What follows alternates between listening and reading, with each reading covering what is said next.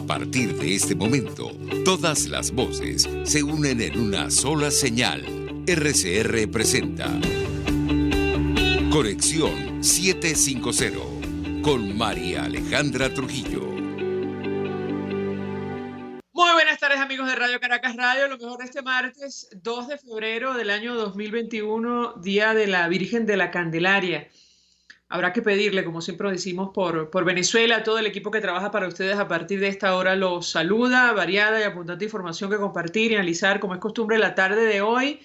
Simplemente repasar algunas de las noticias titulares que vamos a desarrollar durante el programa. Hoy el Grupo de Contacto Internacional emitió un comunicado luego de sostener reunión sobre Venezuela. Entre otras cosas, allí los participantes expresaron su preocupación por la situación en nuestro país e hicieron un llamado a los actores políticos y a la sociedad civil para que avancen urgentemente y de buena fe hacia la resolución de la profunda crisis política, económica y social que atraviesa el país. De esto vamos a hablar durante la tarde de hoy, porque entendemos que los países que conforman esta organización, donde han participado por primera vez hoy República Dominicana y Chile, conocen perfectamente de la situación en nuestro país, y lo decimos por los términos que han utilizado. Ellos reiteraron que la única forma de salir de la crisis es reanudar las negociaciones políticas con prontitud y establecer con urgencia un diálogo inclusivo y un proceso de transición liderado por Venezuela que conduzca a elecciones creíbles,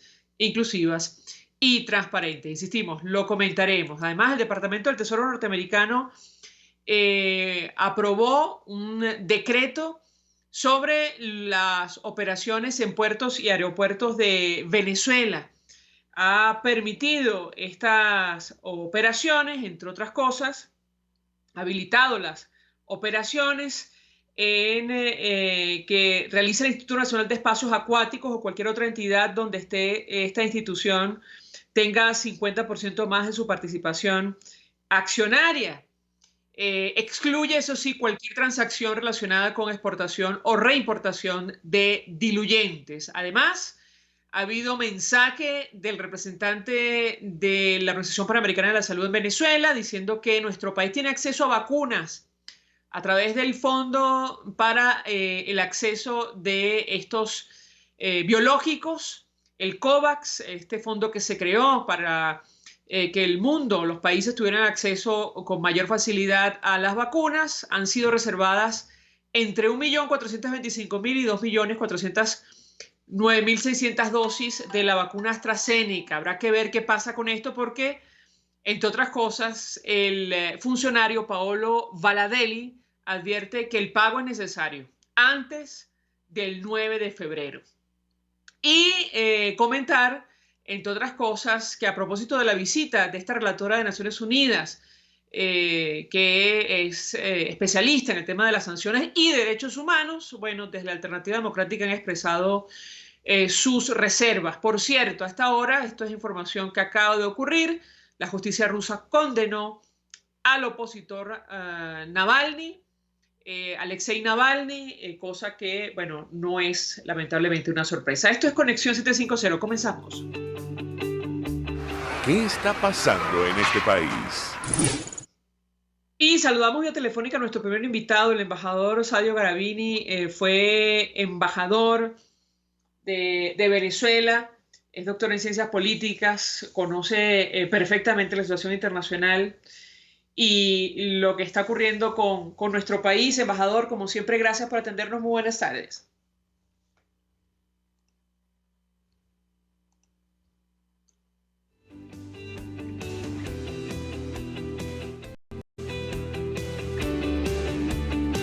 Sí, me parece que el embajador no está. Si no contesta el embajador, le comento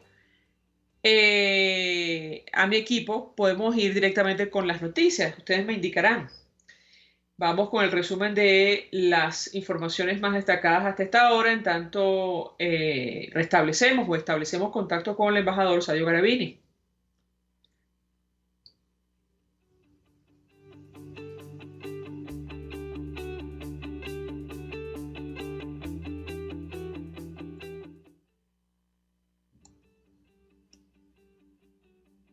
Me dicen que está en línea telefónica, a ver si tenemos suerte. Embajador, ¿me escucha usted? Muy buenas tardes, bienvenido. Sí, buenas tardes. Justamente cuando empezamos a hablar se cayó la línea.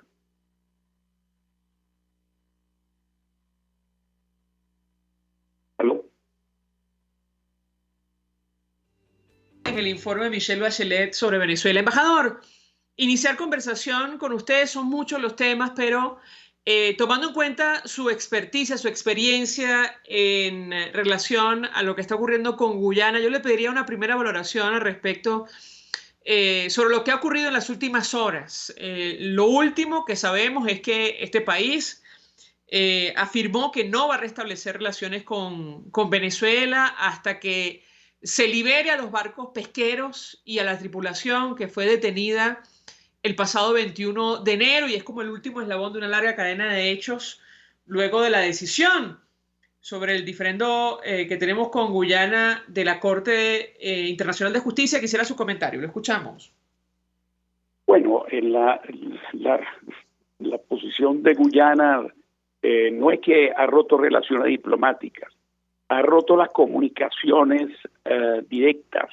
Dice que no va a tener comunicaciones con el gobierno de Venezuela hasta tanto estos pescadores y sus naves puedan ser liberados. Esas son las clásicas posiciones evidentemente de presión y veremos, o sea, el problema, tú lo sabes, es un cuento sumamente largo que uno diría, bueno, en este momento, después que la Corte Internacional de Justicia ha asumido la jurisprudencia, o sea, la jurisdicción, que era algo que nosotros, el gobierno de Venezuela y Venezuela de 1966, se oponía a llevar a la Corte Internacional de Justicia el tema de la controversia. Lo que deberían preguntarse los venezolanos es cómo es posible que dos secretarios generales de las Naciones Unidas, no uno, sino dos, y el último buen oficiante, el noruego Dag Nylander, aceptaron la posición de Guyana. O sea, la posición que Guyana tenía desde 1966, que el tema de la controversia con Venezuela llegase a la Corte Internacional de Justicia. Cuando nosotros nos oponíamos desde ese entonces y teníamos otras alternativas que la terquedad y la responsabilidad de este gobierno que insistió tercamente en querer mantenerse en el modelo de los buenos oficios, que es la negociación bilateral asistida, hizo que los dos secretarios generales y el último buen oficiante no llevara a donde Guyana siempre quiso. Ahora, la situación actual es que sabemos, o sea, el incidente es un incidente que se puede dar en cualquier momento porque tenemos las áreas marinas están obviamente sin delimitar. Eso dependería precisamente de resolver la controversia, porque de la tierra es que sale la proyección hacia el mar. Evidentemente, Venezuela puede decir que por aquí pasa mi línea y Guyana dice, en cambio, siempre ha empujado la línea de, digamos, provisional con Venezuela, siempre mucho más al lado oriental, y por lo tanto este tipo de incidentes pueden ocurrir en cualquier momento. Ahora, embajador, yo citaba un artículo que usted escribía hace algún tiempo y usted recordaba allí lo que hemos hablado tantas veces, que tiene que ver con los antecedentes de este caso y la posición que asumió el expresidente Chávez, que es lo que explica esta situación. Gobierno en el cual Nicolás Maduro, o del cual Nicolás Maduro fue durante mucho tiempo canciller. Yo le pediría un comentario al respecto. Sí, como no, efectivamente tenemos este régimen tuvo dos posiciones, vamos a llamarlo así. la época del presidente Chávez hubo un olvido y un abandono, más que olvido, de la reclamación, porque el presidente Chávez quería mantener el apoyo, particularmente en la OEA, de los votos de los países de CARICOM que apoyan a Guyana, obviamente. Entonces ahí tenemos no solamente, repito, el olvido, sino tomó dos decisiones que hemos mencionado varias veces. El 2004 abandonó unilateralmente uno de nuestras pocas mecanismos de presión que teníamos, que era el no reconocimiento de las inversiones de las transnacionales en Esequibo.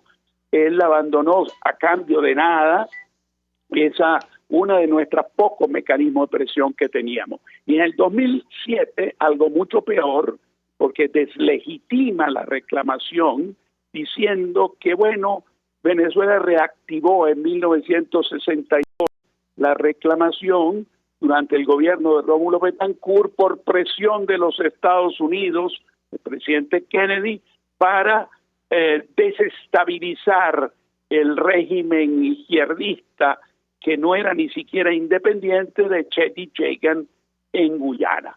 Eso, repito, lo hemos hablado muchas veces, no solamente es una estupidez, sino basada en una ceguera ideológica del presidente Chávez, que no le hizo entender que Kennedy no necesitaba llamar a Betancourt para desestabilizar al régimen.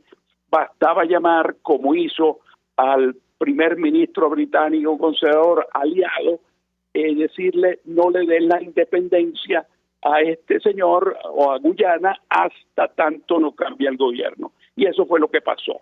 Ahora, eso, en cambio, ¿qué sucedió cuando llegó ya Maduro como presidente?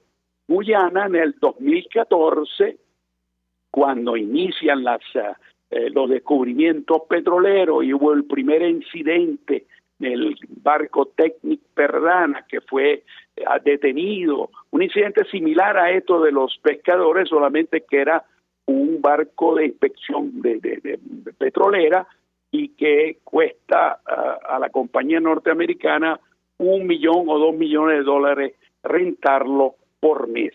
Bueno, después de ese incidente, Guyana dijo: para mí es suficiente la negociación asistida de los buenos oficios, llevamos 25 años en esto, yo quiero terminar de una vez por todas esta controversia, quiero ir a la Corte Internacional de Justicia. Y ahí empieza el otro proceso en el cual demostramos irresponsabilidad, incapacidad, falta de profesionalismo, mientras Guyana llevaba los mejores asesores de ambos partidos, ex cancilleres, ex embajadores, más expertos internacionales bien pagados, expertos en derecho internacional, canadiense, y otro que fue Vida Ramphal, fue secretario general del Commonwealth. Bueno, de mucho peso específico, Venezuela enviaba a Delcy, al propio Maduro o a Jagua, acompañado por un par de profesionales nacionales, y a decirle que quería seguir en los buenos oficios. Y entonces, en cambio de decirle, mire, bueno, de acuerdo, los buenos oficios no funcionaron, vamos a otros mecanismos, la mediación, la conciliación, hasta el arbitraje, hubiese podido ser mucho mejor que ir a la Corte Internacional de Justicia. Y esto se le debe a la etapa definitivamente de la presidencia Maduro, que quiere aparentar ahora que es un defensor patriótico del territorio Esequibo, cuando ya todo esto nos ha llevado al peor escenario que podía imaginarse desde 1966 acá, o sea, la solución que quería Guyana. Si me permite, embajador, no quiero desaprovechar la oportunidad para preguntarle, apelando a su experiencia acerca de lo que está ocurriendo en el Concierto de Naciones, la preocupación permanente, diaria, diría yo, de la comunidad internacional sobre el devenir institucional, político de Venezuela. Hoy ocurrieron varios hechos. Uno de ellos declaración del presidente de Colombia, Iván Duque, en el marco de un foro internacional. Él advertía que, en su opinión, Nicolás Maduro era comparable con Slobodan Milosevic, pero en América Latina, por, digamos, las acusaciones gravísimas de delitos de lesa humanidad que hay en su contra, y combinaba al nuevo gobierno de los Estados Unidos, a unir esfuerzos con la comunidad internacional, mantener la presión para alcanzar un cambio político en nuestro país. Yo le pediría un comentario de su parte al respecto sobre la expectativa que existe, no solo en Colombia, creo que en el mundo entero, sobre lo que puede hacer o no la administración del presidente Joe Biden, que hoy, por cierto, a través del Departamento del Tesoro, aprobaba un decreto para permitir que actividades en puertos y aeropuertos de Venezuela. ¿Qué puede decirnos, embajador? Bueno, primero la posición de Duque toca el punto del procedimiento que ya inició contra Maduro en la Corte Penal Internacional. Eso en el aspecto de la, digamos, desde el punto de vista jurídico penal. En cambio, el tema que tú me tocas de segundo, que es la gran preocupación que hay en el mundo, sigue, obviamente, particularmente en los países cercanos a nosotros, que cercanos entre comillas, porque hasta Chile y Argentina son afectados por esos 6 millones de esa diáspora de 6 millones de habitantes de Venezuela que han tenido que salir por el desastre socioeconómico y político que tiene Venezuela. Entonces, obviamente, la preocupación sigue, el tema de las relaciones narcotráfico, terrorismo internacional, obviamente también afecta a todo el hemisferio y más allá del hemisferio, porque el narcotráfico llega a Europa.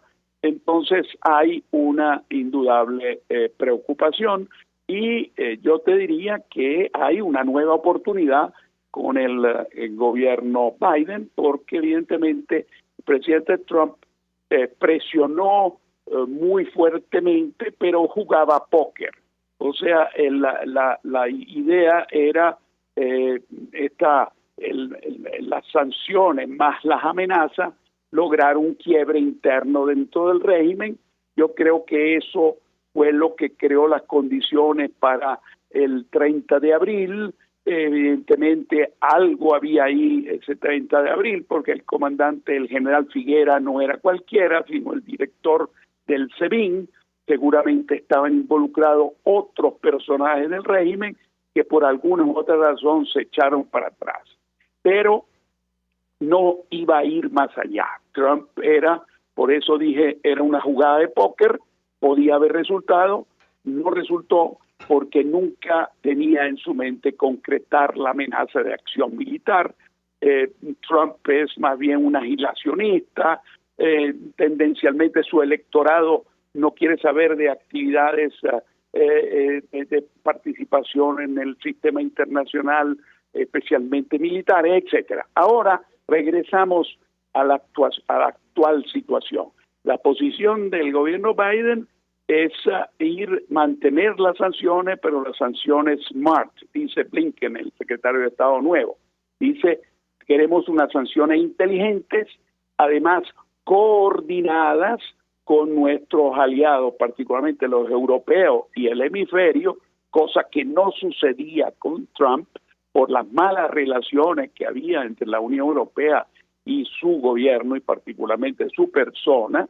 Efectivamente, las sanciones norteamericanas, por ejemplo, las individuales contra personalidad del régimen, llegan a casi 200 personas, no me acuerdo el número, mientras en cambio la Unión Europea es 28 nada más, y afecta realmente a un grupito muy pequeño, ni siquiera toca, están descubriendo ahora una cantidad de testaferros en Europa y el Poder Judicial lo está buscando, pero no hay sanciones de los estados.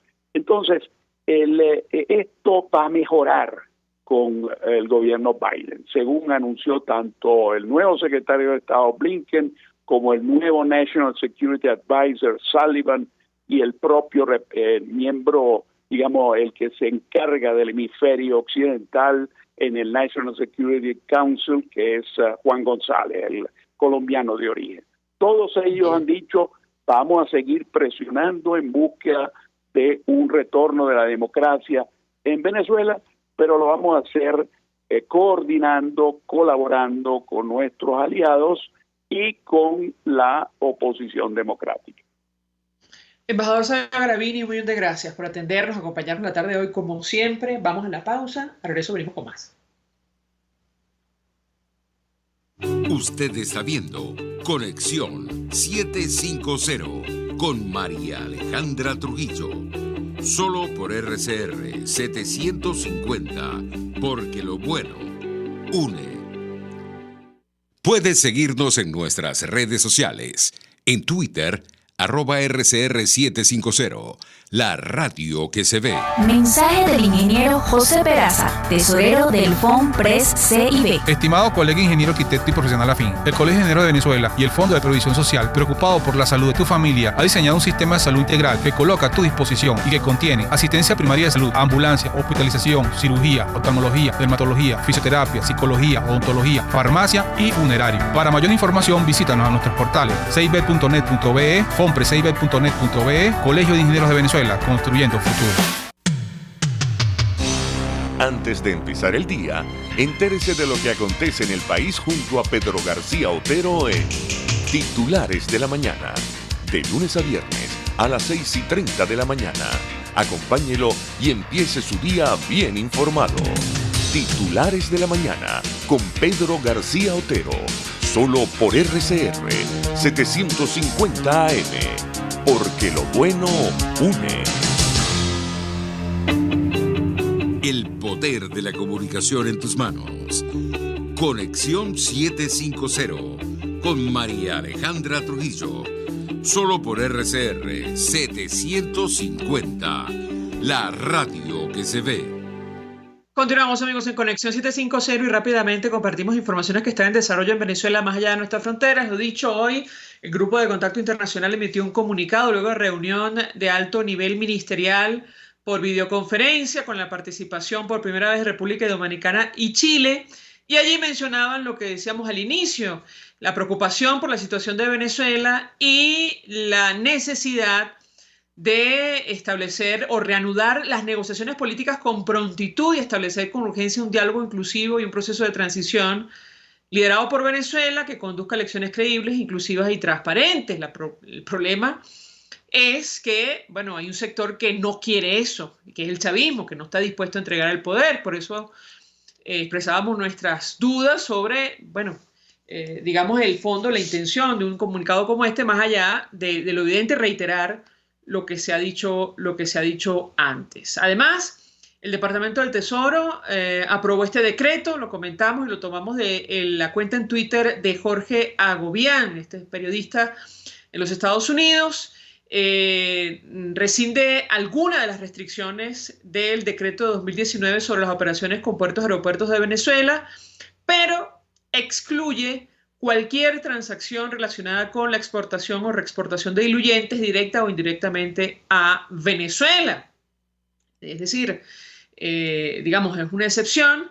Esto es un mensaje, digamos, para el uso de los puertos y aeropuertos de nuestro país, pero no excluye todavía las medidas, las sanciones que se han tomado en materia energética. Además, Paolo Valladelli, de la Organización Panamericana de la Salud, lo dicho, escribió en su cuenta en Twitter: Venezuela tiene acceso a vacunas en mecanismo COVAX. Han sido reservadas entre 1.425.000 y 2.409.600 dosis de vacuna AstraZeneca contra COVID que llegarían al final de febrero, es decir, este mes que está corriendo.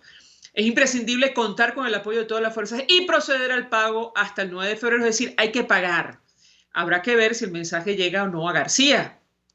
Hablo concretamente del régimen de Nicolás Maduro.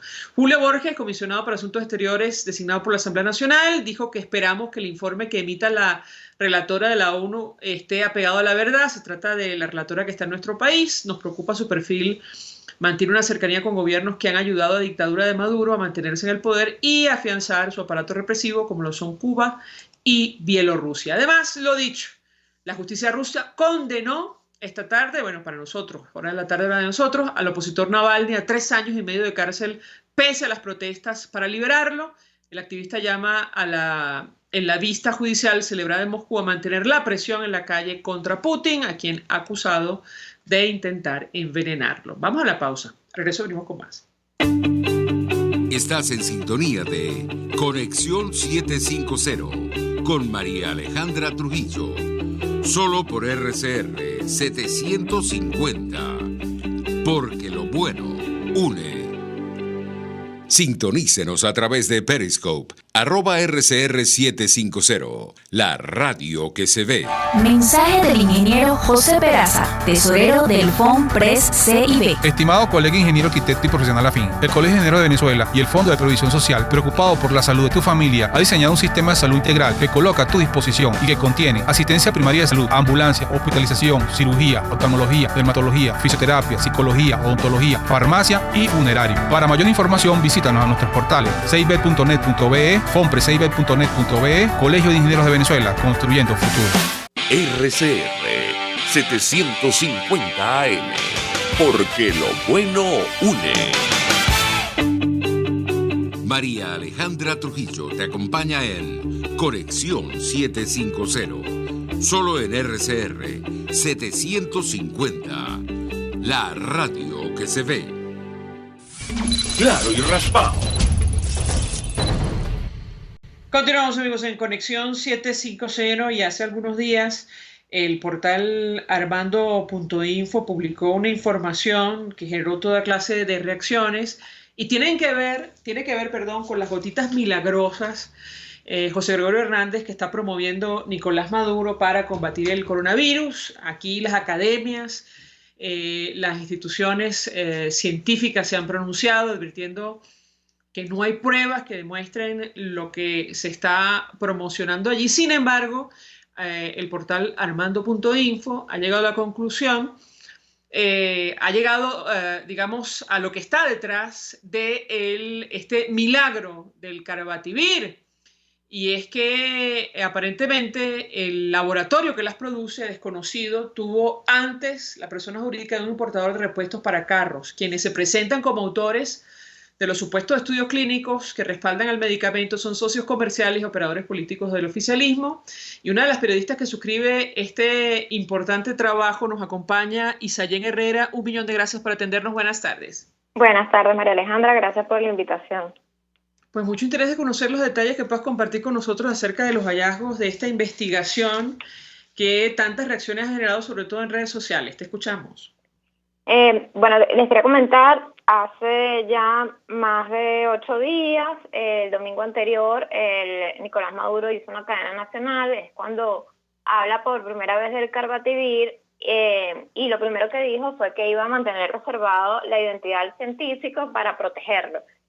Por supuesto, esto periodísticamente es interesante de qué estaría protegiendo Nicolás Maduro a un científico que, según en ese momento el discurso de Maduro, era que habían encontrado un medicamento que combatía y curaba 100% el coronavirus. Siendo esto un hallazgo tan importante, pues no tiene ningún sentido que tengamos oculto cuál es la identidad del científico. En una búsqueda que hicimos en Armando.info, pues encontramos que el científico realmente nunca le interesó estar oculto. Se encuentran en la web dos informes, donde uno de ellos habla sobre la fase 1 y fase 2 del estudio que se hizo del Carabativir, y hay un libro en Amazon, el libro amarillo que mostró Maduro en cadena nacional, se encuentra en Amazon desde septiembre del 2020. Estos dos estudios además se encuentran también publicados en una biblioteca digital donde cualquiera pudiera publicar. No se encuentran estos estudios en una revista arbitrada. En el libro pues encontramos que hay 2 personas que tienen el derecho de autor de este estudio sobre el Carabativir.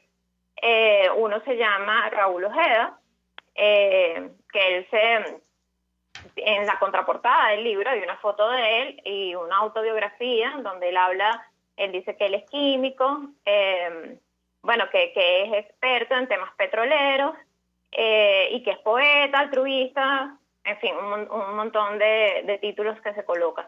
Él en septiembre del 2017 dijo que había sido sancionado por la UFAC, que era el primer civil sancionado por la UFAC por sus vínculos con el gobierno.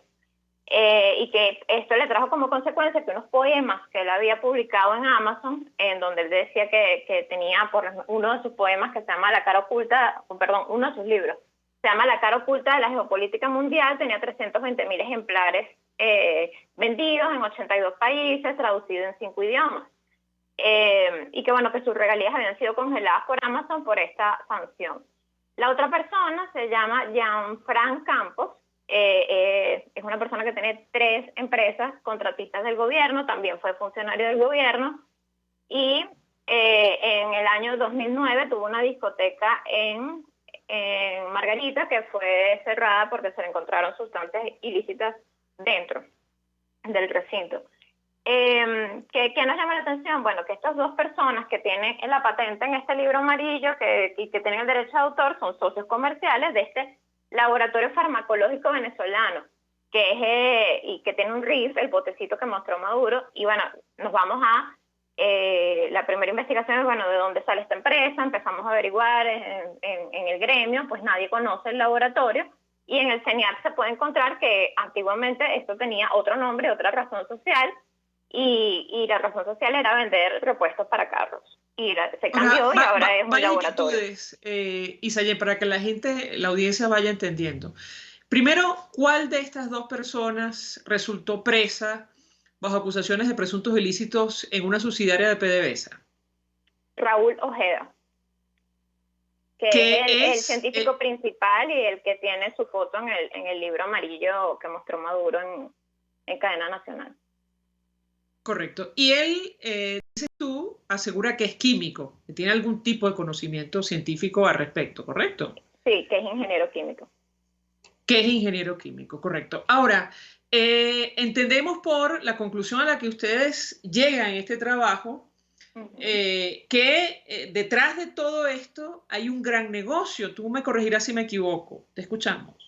Sí, pretende que haya un gran negocio porque se abrió o se cambió la razón social de una empresa para poder patentar el hallazgo de este medicamento, que tampoco es nada nuevo, es una molécula que se encuentra en aceites esenciales del tomillo y que bueno, o sea, obviamente tiene sus usos terapéuticos, pero es como un uso natural.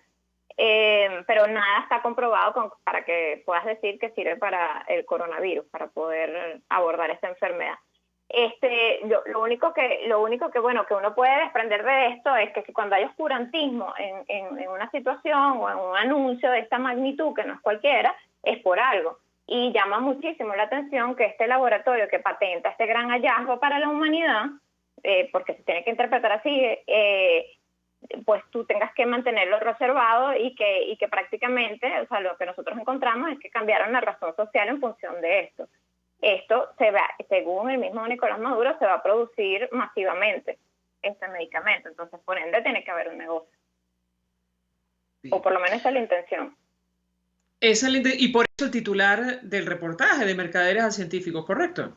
Sí, exacto, de Mercaderes a Científicos, porque bueno, encontramos que uno de ellos, que es Jean-Franc Campos, pues es contratista del gobierno, tiene 3 empresas, tuvo una discoteca, no tiene nada de científico y de repente, bueno, él es uno de los que tiene patentado este gran hallazgo. Bien. Isayen Herrera, 1.000.000 de gracias por atendernos, acompañarnos a estos minutos, tratando de ayudarnos a entender este anuncio y la insistencia de promover las supuestas gotitas milagrosas José Gregorio Hernández para hacer frente a la pandemia de coronavirus en nuestro país, que tantas reacciones ha generado puertas adentro y en el exterior, que no dan crédito a cosas como este, en un momento tan complejo y tan delicado. Te agradecemos profundamente habernos atendido. A nosotros se nos ha agotado el tiempo, nos despedimos. Lo hacemos a nombre de Jaime Nestares, de la Dirección General de la Estación, en la gerencia de producción Willy Chalcaya, en la producción César Umbría, en los controles Víctor Mejías, quien tuvo el placer de acompañarles María Alejandra Trujillo. Mensaje del ingeniero José Peraza, tesorero del FONPRES CIB. Estimado colega ingeniero arquitecto y profesional afín, el Colegio de Ingenieros de Venezuela y el Fondo de Previsión Social, preocupado por la salud de tu familia, ha diseñado un sistema de salud integral que coloca a tu disposición y que contiene asistencia primaria de salud, ambulancia, hospitalización, cirugía, oftalmología, dermatología, fisioterapia, psicología, odontología, farmacia y funerario. Para mayor información, visítanos a nuestros portales cib.net.be, fonprescib.net.be, Colegio de Ingenieros de Venezuela, construyendo futuro. El Fondo de Previsión Social del Colegio de Ingenieros de Venezuela presentó. RCR presentó Conexión 750 con María Alejandra Trujillo. Solo por RCR 750, la radio que se ve.